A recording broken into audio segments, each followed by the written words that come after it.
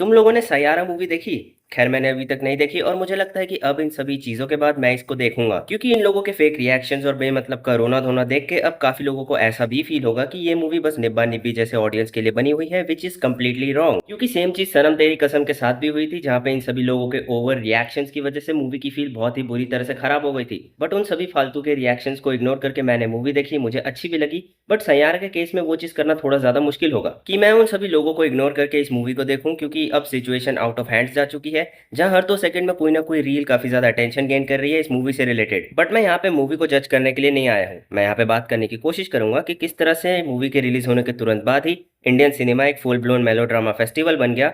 क्योंकि मूवी अभी तक मैंने देखी तक नहीं है, तो इसे ऑडियंस के ऐसे रिएक्शंस के बेसिस पर जज करना सही भी नहीं होगा, जहां लोग रो रहे हैं, चिल्ला रहे हैं, कोई तो वरुण धवन का भेड़िया ही बन के बैठा हुआ है। और इन लोगों के रिएक्शंस की वजह से ऐसा फील ही नहीं हो रहा कि ये इंडियन सिनेमा थिएटर है, क्योंकि हम थिएटर्स में जाते हैं मूवी को एंजॉय करने के लिए। हम कभी जाते हैं फैमिली मेंबर्स के साथ, कभी फ्रेंड्स के साथ, ताकि हम उन सभी लोगों के साथ अच्छा खासा टाइम स्पेंड कर सके और मूवी की फील में इतने ज्यादा खो जाए कि हम भूल जाए हमारे डेली लाइफ में होने वाली रूटीन्स और स्ट्रेस के बारे में। क्योंकि अगर आप थिएटर में एक मूवी को एंजॉय करने के लिए जाओगे और वहीं पर आपके बगल में एक टोटल स्ट्रेंजर ऐसी हरकत करके आपकी पूरी मूवी की फील खराब कर देगा, तो फिर कैसा लगेगा? डाउन टू अर्थ बंदा, डाउन टू अर्थ। और आज इस वीडियो के अंदर मैं इसी चीज पे बात करूंगा कि इन सभी, I am so sorry for using this word, but in सभी छपरी लोगों की वजह से आज की डेट में ऐसी रोमांस जॉनरा वाली मूवीज को क्यों इतना ज्यादा नेगेटिव वे में देखा जाता है। अब देखो, जैसे ही सैयारा मूवी रिलीज हुई तो उसके तुरंत बाद ही ये सारा ड्रामा शुरू हो गया था। I know movie carries that emotional angle, तभी लोग इस मूवी के लिए इतने ज्यादा रो रहे हैं, इमोशनल हो रहे हैं।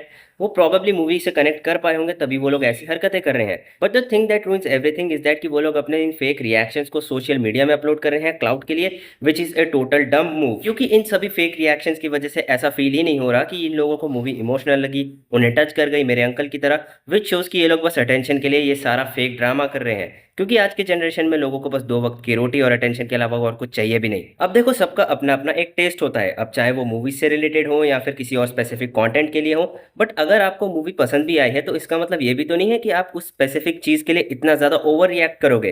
क्योंकि सनम तेरी कसम के साथ भी सेम ही चीज हुई थी, जब ये सारे रील्स तब भी इतनी ज्यादा पॉपुलर हो रही थी। बट अभी सैयारा के केस में वो चीज और भी ज्यादा डबल हो चुकी है। मार मार बहन के लट्टू को। और अगर आगे जाके फ्यूचर में कोई भी रोमांस जॉनरा की मूवी रिलीज होती है इंडिया के अंदर, तो ये सारी चीजें एक बार फिर से रिपीट होते हुए हम लोगों को नजर आ सकती हैं।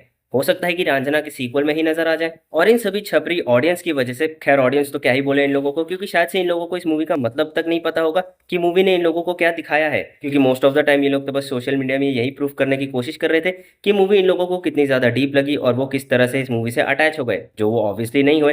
क्योंकि मूवी का यूज करके ये लोग बस सोशल मीडिया के अंदर वायरल होना चाहते थे और पॉपुलैरिटी गेन करना चाहते थे। It's really hard to get popular these days, क्योंकि हर किसी को इसी फील्ड में घुसना है, जनरेशन ही कुछ ऐसी है और वो लोग पॉपुलैरिटी को गेन करने के लिए किसी भी हद तक जा सकते हैं। क्योंकि मूवी को एंजॉय करने की जगह अगर आप ऐसे नकली मगरमच्छ के आंसू बहाओगे तो ऑब्वियसली लोग आपको नेगेटिव वे में ही देखेंगे, क्योंकि आपकी वजह से उन सभी लोगों का मूवी एक्सपीरियंस बहुत बुरी तरह से खराब हो रहा है। और अगर आपको मूवी का इमोशनल कॉन्सेप्ट पसंद आता है तो keep your reactions to yourself. इतना ज्यादा लाउड होने की आई डोंट थिंक जरूरत है। और इन फेक इमोशनल ब्रेकडाउन्स की वजह से मूवी की और सिनेमा की दोनों की फील काफी ज्यादा नेगेटिव हो जाती है। क्योंकि जिन लोगों ने इस मूवी को देखा तक नहीं है, वो लोग ऑलरेडी इस मूवी को काफी ज्यादा ट्रोल कर रहे हैं इन ऑडियंस की वजह से। और क्या पता मूवी इतनी ज्यादा बुरी भी ना हो, और जब मैं इसको देख लूंगा तो पूरी कोशिश भी करूंगा इस पे बात करने की। इन दी एंड मैं ये जरूर मेंशन करना चाहूंगा कि मूवीज को देखते टाइम रोना is not a bad thing. It shows कि आपके अंदर भी इमोशंस है, और अगर आप किसी एक स्पेसिफिक सीन के लिए या फिर एक स्पेसिफिक मूवी के लिए रोए हो तो उससे ये पता चलता है कि मूवी ने आपको एक फन प्रोवाइड किया है। अब देखो, रोमांस जॉनरा के अंदर मैंने इतनी सारी मूवीज नहीं देखी है, पर जितनी भी देखी है उन्होंने मुझे एक काफी अच्छा खासा इमोशनल टच प्रोवाइड किया है। 500 डेज ऑफ समर जैसी मूवी ने मुझे काफी अच्छा खासा रियलिटी चेक भी दिया।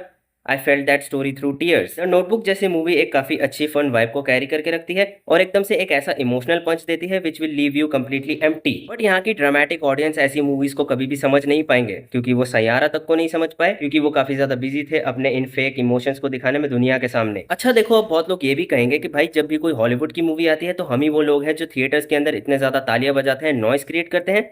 Now, there's a difference between genuinely enjoying the movie and faking it for attention. अब देखो, अवेंजर्स की मूवीज के अंदर एक मोमेंट होता है जिन्हें काफी सालों का बिल्डअप दिया जाता है, जैसे कि कैप्टन अमेरिका का म्योलनर को उठाना, अवेंजर्स एंड गेम के अंदर सभी लोगों का रिटर्न करना, थैनोस को हराना। ये सारी चीजें एक फन मोमेंट क्रिएट करती हैं, क्योंकि लोग ऐसी स्पेसिफिक चीज के लिए काफी ज्यादा वेट करते हैं और जब उन लोगों को वो चीज देखने को मिलती है बड़ी स्क्रीन पे अच्छे खासे डायरेक्शन के साथ, तो वो लोग पागल हो जाते हैं, वो तालियां बजाते हैं। और ये सारी चीजें एक अच्छा खासा फन सिनेमैटिक एक्सपीरियंस क्रिएट करती हैं, क्योंकि इन सभी सीन्स के बीच में कोई भी ऐसी फालतू की हरकतें नहीं कर रहा। बट जो चीज माइनक्राफ्ट मूवी के केस में हुई थी, इट वाज कम्प्लीटली रॉन्ग, क्योंकि वहां की ऑडियंस ने चीजों को काफी ज्यादा ओवर कर दिया था, क्योंकि वो लोग इजिली रेफरेंसेस को एंजॉय कर सकते थे, बट थिएटर्स में पॉपकॉर्न को फेंकना, एक मैस क्रिएट करना, it doesn't make sense. But देखो, मैं यही कहना चाहूंगा कि आज की जनरेशन में सभी लोगों को सिर्फ अटेंशन चाहिए, क्योंकि हर कोई बस चीजों को फेक दिखाने में लगा हुआ है, और अब तो रोमांस जॉनर को अपनी टारगेट ऑडियंस तक मिल चुकी है। आई होप इंडिया के अंदर सिनेमा कल्चर थोड़ा नॉर्मल हो जाए, क्योंकि यही लोग ऐसी टाइप की मूवीज को प्रमोट भी करवाएंगे। बाकी ये था मेरा first ever long form face cam video. पसंद आए तो लाइक जरूर करना,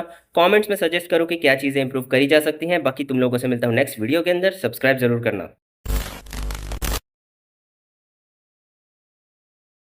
भारत जैसे युवा देश को दिशा देने में आप सभी युवाओं की बहुत बड़ी भूमिका है।